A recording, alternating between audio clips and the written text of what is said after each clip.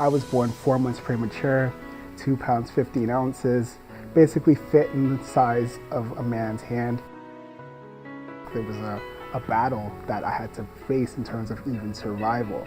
And what that's left for me is what is known as cerebral palsy. For me, it's actually just a mild condition, and it affects my gait in terms of my balance and as well as the way that I walk. I would say that if you look around you, for the most part, people are self-absorbed. I think that it's not really a fault of our own, it's just everyone gets locked into what's important for them. And so it's very easy to get so locked into your routines, so locked into your goal setting and whatever is so important to you that you forget about the world around you. And I think that the challenge is to recognize that in every day and every moment, there's an opportunity to be part of change for the better, right? So every person has a voice, every person has a space where they operate, that they've got influence. I can already relate to the idea of a miracle because I know that I'm definitely here for a purpose, I'm here for a reason, and I've been able to see that in other people, that I kind of recognize that, you know what, there's always a journey whenever you meet somebody. So what you see on the surface is never the truth about someone. There's always a story, there's a journey, and there's a miracle there if we'll just look for it. And so I believe that everyone's a miracle. It starts with my faith in God. It's rooted in my amazing relationship with family and friends. And I think that when you've been blessed with such great relationships upward and as well as across, so like the people that you relate to every day, whether it's coworkers, family, friends, you recognize that everyone deserves that. And so for me, it's to take the opportunity to introduce people to love and to good vibes and to opportunities and to the better sides of themselves that they may have never recognized, and being that voice of like, you know what, dude, you got that sauce about you that no one has been able to recognize, but I'm pointing it out to you. I feel like the impact of that is felt almost instantaneously. I draw from the pain of my past, from the experiences of my friends and family, the things that I've personally been through.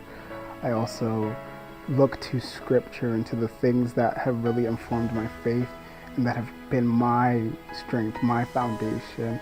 And I'm really passionate about pulling out the best in people. I feel that everyone is a miracle. Everyone has giftings, talents, abilities, and skills that have yet to be mined out. And I feel like I've been given the ability to awaken you to the best parts of yourself. And so whether I do it with a smile or through a written word or through a joke, whatever it is, the main and end goal is to open up your eyes to the best that you have. And so by choosing to connect with me, you basically get to grow with me, and there's always going to be transparency, there's always going to be truth, and there's always going to be a desire to help you be the best person that you can be.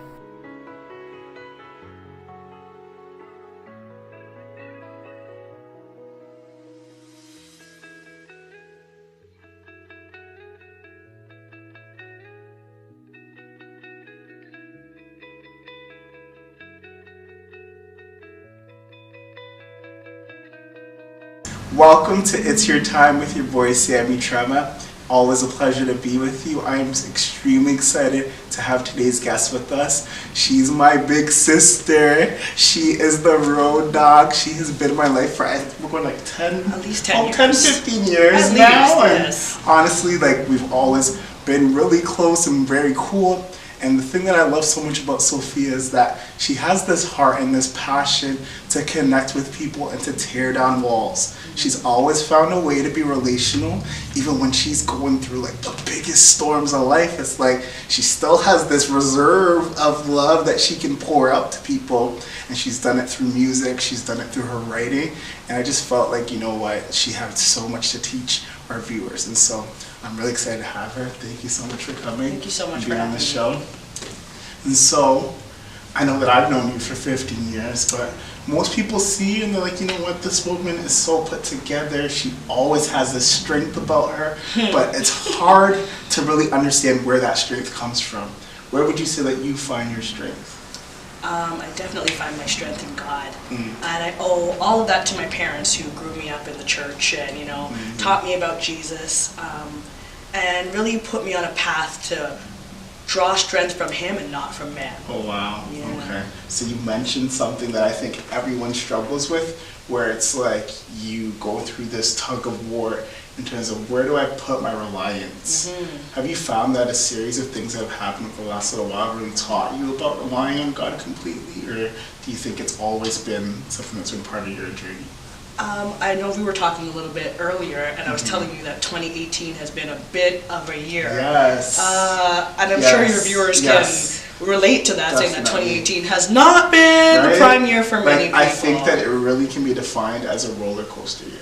100% roller coaster. Like you were saying earlier, the ups were really up and the downs were really down, and that's really where I had to look to myself this year and say, really? Wow.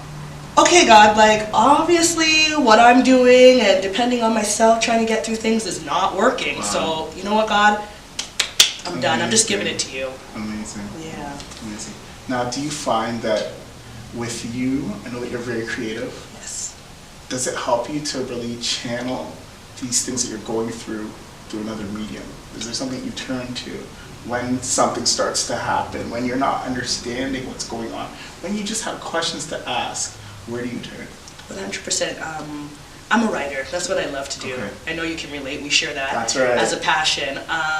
And although I'm pretty extroverted with my friends, the core of me is actually a very introverted person. So when I'm going through things, I don't generally tend to look to others for support. I kind of internalize it. So you're not the type to pick up the phone and be like, hey, just needed to vent about this? No, not at all. I'm the kind that will just, grab a bag of chips and a soda and crawl in my bed. Get posted with the sweats and just, Yes, and just go through it on my own. And I really find that writing has been a catharsis for me to just write down what I'm feeling and just get it out. Okay. Yeah. Now, I know that you started this amazing blog, Just Love Them Anyway. Yes. And it's a catchphrase, but I know that it's 100% a way of life for you. 100%. Because through many situations, you've really been tested on this love thing. Absolutely. Now, what would you say to the person that's struggling to love them anyway? That the person's like, you know what? No, like this person dogged me, this person lied on me, this person's putting me through the ringer. I don't have love for them, and I cannot love them. Right. What would you say to them? For me, again, it's faith-based. I think of all the sacrifices that Jesus made for us Christians, So how much of a hypocrite would I be if I'm saying that I am a lover of God and a lover of Christians, but because Sister so-and-so did something to me, I'm just going to be like, write them off? I really had to take stock and say, what if God did that to me? Because I'm not perfect. I love Jesus. I've been saved a long, long time, but I'm not perfect. So what if that one mistake, God decided to be like... Right? Imagine he was like, listen, that one thing you did, I'm cutting you off. I'm done. Exactly. So that's where I really draw the basis of, no matter what people do to you, it is my responsibility to love them anyway, because that's what God calls for. Love is a lifestyle. I love that. Love is a lifestyle. Yeah. Now, for the person that is really like, okay, I want to go down this path, where would you say you need to start on this level? Honestly, just having a conversation with God. Say, you know what, God, this is what I've been. I haven't been a good person. People have done horrible things to me, but I want to change. And the only way that I know I'm going to be able to change is if you help me. Just open the door.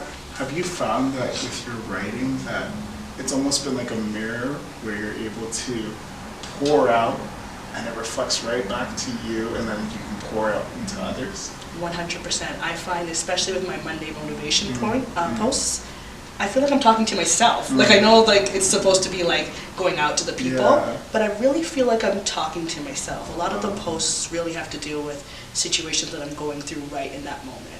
Like I have a schedule and I'll plan posts and I'm going to talk about this on this day and this on this day, and then I'll be then life will happen. Life will happen and it will be like, wham, no, I need you to talk about this today because you need to hear it and maybe somebody else does too. That. So cool. So in terms of the blog, I know that, yes, you put up the Monday motivation posts. What other kind of posts do you talk about with the Just Love Them Anyway? I know that you're really into fashion. I do love fashion. You are a fly girl, like undisputed fly girl. And so you touch on fashion. What other topics do you find that you get to cover on the blog? Right. I mentioned that it's love as a lifestyle, but I also wanted it to be a blog specifically geared towards young women. I got some posts for the fellows too, but letting them know that being a Christian doesn't mean that you have to be in a brown paper bag, no jewelry, no makeup. You don't have to just, down yourself down. You can still love God and love fashion. You can still love God and love DIY crafts. You can still love God and love to eat, because I'm a foodie. I love to eat, right? So I'm hoping that Just Love Them Anyway will encompass all things of the Christian lifestyle for young people. I love that. Now you touched on something that's so important. You love God, but you love God, but growing up, I feel like it was this major pressure on, if you love God, let go of A, B, C, D. Right. Now, what would you say to the person that's going through this struggle where they're passionate about something, but they can't see how God can use what they're passionate about and turn it into something that's of good to the kingdom? So, especially, let's touch on fashion for a second, because pre-Jesus Sophie, my fashion choices would have been a little bit more risque, a little bit more revealing. But I think that when you start to put into retrospect who you're representing, That's right. your focus will shift. Your likes and your desires for what you wear will shift. Doesn't mean that you're not going to be fashionable anymore, but what you consider fashionable and what you think is okay will shift. So it's almost like an upgraded taste. Like Absolutely. Your palette is just like, listen, I still want to be modest, but I do want to be fly. Absolutely. You're not going to forget that I was in the room. Exactly. But it's definitely going to be tasteful. Absolutely. And it's going to be something that's creative, that really draws on personality. And 100% reflects him, right? Now, do you have any tips for someone that would like to go down the same path as you in terms of blogging? What would you say are some general tips that you need to keep in mind with the blog? Be consistent, and that's something with 2018 being the roller coaster year that it was, that I wasn't able to do. But if you want to gain a following and make sure that your words and your messages are getting out there, be consistent. Set a schedule. I try to do 2 times a week at least, so that the people know that this day and this day something is coming. Consistency is key. I love that. Yeah. Now, you mentioned that this has been a roller coaster year. Yes. What are some of the lessons that you've gained out of 2018? Oh, that's a good one. I think the main thing I learned this year is that no matter what you're going through, God is still good. My father has been dealing with health issues. That's right. My mother has been dealing with health issues. Me personally have been dealing with health issues. I know you can relate to personal health issues. It's been ongoing in my family with my grandma and all different family members. It's just like, when these things happen, it really makes you take stock and remember what really matters. Exactly. And through it all, God is good. That's right. You have to kind of remember that everything that is happening for a purpose. And even though you may not understand it and you may not like it, it's for a purpose. That's right. And so I've started with 2018 and stopped worrying about what is happening and asking God, what are you trying to teach me in this season? Because there's clearly something that you want me to learn. Is it patience? Is it trust? Is it faith? What is it that you want me to learn? Wow. Yeah. Now, I know that you've written so much content, and a lot of times you can get into the busyness of writing that you forget that, this is like major messaging that really speaks to different stages and places that you've been in your life. Now, what would you say has been the most revealing part of maybe like the last 6 months of your writing? Oh boy, that I've got work to do. I think that's what it has revealed to me. Some things that I'm struggling with, I need to really take stock of and work on for 2019 and going forward. That's right. Now I can say, in terms of transparency, that it is really tough to be in that forefront and to commit to something like that, because in those moments where, hey, you want to pop off on somebody, or you want to retreat and almost fall off the grid, you get reminded of purpose. You get reminded of calling. You get reminded of the importance of what you committed to. Absolutely. And it's like, when you read back the post, you're like, oh my goodness, I was going through it and I was ready to pop off. But then you realize, God in His grace and in His mercy still says, come home. Still says, hey, even in the middle of all this mess, I can use this. Absolutely. Now, you mentioned that the blog is for young women primarily. Yes. what would you say to the young girl who is at a crossroads where they know that they're not the little girl that their mom and their aunties have been calling out all these years, but they're also not the full-fledged woman that is like 100% superwoman and is dominating? What would you say to that girl that's really at this place of a crossroads and wants to know, what do I do next? How do I step into this place? I would tell them to really look inside themselves and don't lose yourself. You know what I mean? We look in certain outlets and so many different outlets to try and find purpose in social media and friends, but don't lose yourself. Take stock of yourself. What matters to you? Who are you? So almost like spend some time with you. Spend some time with you. It's okay if you miss the party. It's okay if you don't go to the skating event. It's okay if you don't go out to eat. Spend some time and get to know you, and also spend some time and get to know the God in you. I love that. Yeah. Now, going forward, I would say it's more become a ministry. So I think I've taken the focus off of myself and how can this blog help me, and what can this blog do for others. I love that. Yeah. So for anyone that wants to support the blog, wants to subscribe, wants to maybe throw some money at the blog and say, hey, let's really push the vision. Yes. How do they connect with you? They can connect with me at justlovethemanyway.com, and all my links for my emails and other ways that you can support the blog are all there. Okay, I love that. Now, Sophia, I know that you also are a worshiper. Yes, Sammy. You are not just a singer, you're a worshiper, and you have this way of really laying it out and making it seem like it's just you and Jesus in the room. Yes, it is. Now, what would you say worship does in this writing process, where it's like you're going through the hustle bustle of everything, and it's all of a sudden it's like a deadline is there? Because I know for me, I put out these videos every Tuesday, and when a Monday night hits, sometimes it's like, man, I do not want to do this. I don't want to edit. I don't want to do any of this. But what would you say worship does for you in those moments? So, like, if you were to read my Monday post, you'll see that at the end of every post, it's a song. And it's usually something that I've been going through the week prior, or even that day, that drops a song into my spirit, and then I usually build my post off of that. Worship is everything to me. I'm not the greatest singer, like I can hold a note, but worship is everything. And like you said, when I sing, I feel like it's just me and Jesus in the room, right? Because he's hearing me, and from the utmost part of my heart. That's right. Worship is everything. And it's almost not just a logical conversation, hey, let's talk about ABC. It's like, no, this is what I'm feeling, right? This is what I'm going through, this is what my environment is saying, but I'm pressing through this to connect with my heart, with yours. Yes. Right? Absolutely. Now, you're a writer. Yes. And so you see trends and you see things that are happening in society.